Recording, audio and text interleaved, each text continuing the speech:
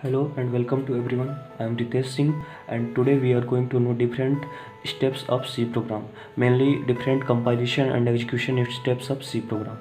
सो जो हम programme right down करते हैं वो मेनली क्या होता है, सोर्स कोड होता है. सोर्स कोड मेनली क्या होता है, जो डॉट सी एक्सटेंशन के साथ हम किसी भी आईडीई में लिखते हैं. आईडीई मीन्स क्या होता है, इंटीग्रेटेड डेवलपमेंट इन्वायरमेंट.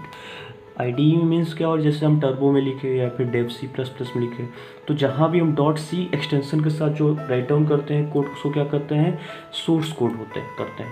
तो हमारे इस सोर्स कोड से डायरेक्ट हम एग्जीक्यूटेबल कोड ला देते हैं, लेकिन क्या एक्चुअली में उस हमारे सी प्रोग्राम को इतने सारे इंटरनली स्टेप से गुजरने पड़ते हैं. ठीक है, इतने सारे इंटरनल स्टेप्स से गुजरने पड़ते हैं. तो उसी स्टेप्स को हम समझेंगे एक्चुअली क्या क्या स्टेप्स होता है, और ये हमारे इंटरव्यू का इंपॉर्टेंट क्वेश्चन होता है, different compilation and execution steps of C program. Okay, चलिए हम सोचते हैं. सबसे पहले जो सोर्स कोड हम राइट डाउन करते हैं किसी भी आईडीई का यूज करके, चाहे Dev C plus plus use करके या फिर टर्बो का, उसको क्या करते हैं, हम सोर्स कोड करते हैं. उस सोर्स कोड को कहाँ पास करते हैं, सबसे पहले हम प्री प्रोसेसर से. प्री प्रोसेसर का क्या काम है, उस जो सोर्स कोड आया उसको क्या कर देना, एक्सपेंड कर देना, और इस एक्सपेंडेड कोड को किसको पास कर देना, कंपाइलर को. ओके, तो जो सोर्स कोड आया वो प्री प्रोसेसर डायरेक्टिव क्या किया, उसको एक्सपेंड किया, और एक्सपेंड करके किसको पास कर दिया, कंपाइलर को.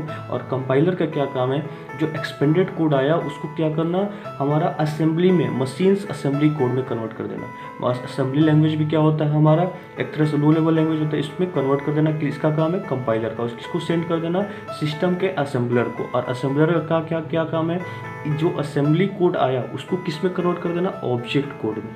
और ये ऑब्जेक्ट कोड क्या होता है मेरा, इसी ऑब्जेक्ट कोड को और कुछ अदर फाइल्स को और कुछ लाइब्रेरीज को मिला के जो लिंकर होता है, लिंकर का क्या काम हो गया, वो क्या करता है, इन सारे फाइल्स को मिला के फाइनल एग्जीक्यूटेबल कोड जनरेट करता है, और जिसका एक्सटेंशन क्या होता है, डॉट ई एक्स. आया समझ में. तो ये अलग अलग स्टेप्स होते हैं किसका, मेरा compilation and execution of C program. फिर से समझते हैं. सबसे पहले जो कोड हम राइट डाउन करते हैं वो किस में होता है, डॉट सी एक्सटेंशन के साथ. ठीक है, और इसको किससे पास करते हैं, प्री प्रोसेसर से. प्री प्रोसेसर का काम क्या है, इस सोर्स कोड फाइल को एक्सपेंडेड कोड में चेंज करना, और किसको सेंड कर देना, कंपाइलर को. और नेक्स्ट हमारा जो कंपाइलर का क्या काम है, इस एक्सपेंडेड कोड को किस में चेंज कर देना, असेंबली कोड में, और किसको पास कर देना, असेंबलर को. फिर असेंबलर का क्या काम हुआ, असेंबलर क्या करता है, उस असेंबली कोड को किस में चेंज कर देता है, ऑब्जेक्ट कोड में, और किसको देता है, लिंकर को. और लिंकर का क्या काम है, लिंकर चूंकि हमारा और भी हमारे अलग प्री डिफाइंड फाइल्स होते हैं, उन फाइल्स को और कुछ और लाइब्रेरी, जैसे हम प्रिंटअप स्कैनअप की लाइब्रेरीज में उसकी मीनिंग लिखी हो, तो उन सबको कंबाइंड करके फाइनल एग्जीक्यूटेबल कोड किसको जनरेट करना काम है, मेरा लिंकर का. सो जो लिंकर का जॉब क्या हुआ, मेरा ऑब्जेक्ट कोड कुछ अदर फाइल्स और लाइब्रेरीज को मिला के फाइनल एग्जीक्यूटेबल कोड जनरेट करना. ठीक है, अब इसको समझते हैं और इसको राइट डाउन करते हैं. सबसे पहले प्री प्रोसेसर. प्री प्रोसेसर के बारे में क्या बताएं.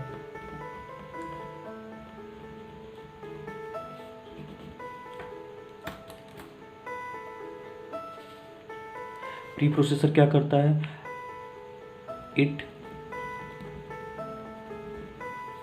Expends the code and passes to the compiler. Okay, pre processor का काम कितना है, सोर्स कोड किस में कर देना, एक्सपेंडेड कोड में, और किस में किसको पास कर देना, कंपाइलर को. कंपाइलर का क्या काम है,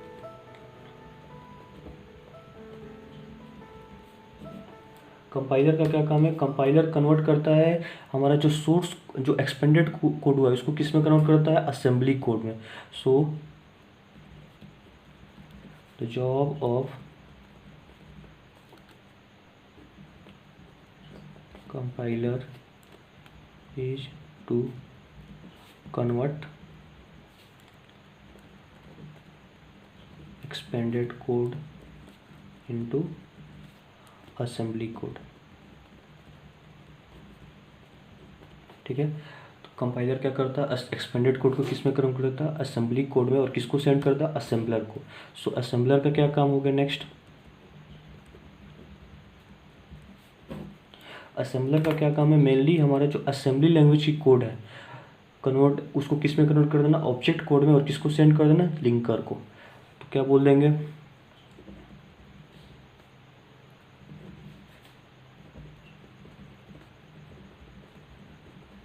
assembler converts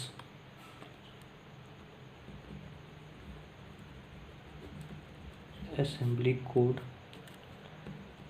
into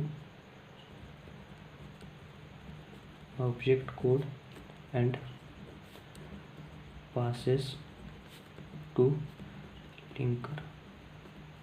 उसके बाद सबसे लास्ट और सबसे इम्पोर्टेंट जॉब किसका होता है? मेरा लिंकर का। क्या हम लिंकर का जॉब बताए थे? लिंकर क्या करता है? हमारे ऑब्जेक्ट कोड को, कुछ और अदर फाइल्स को और कुछ हमारे लाइब्रेरीज को, जैसे प्रिंटअप स्कैनअप की लाइब्रेरीज कहाँ प्रेजेंट होती है मेरे कंपाइलर में, उन सबको मिला के फाइनल एग्जीक्यूटेबल कोड को जनरेट करता है लिंकर। तो जॉब लिंकर के बारे में क्या लिखेंगे? The job of linker is to generate the final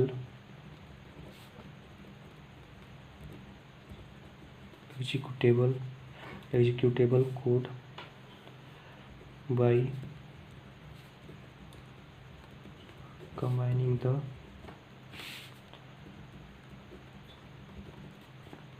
object code and other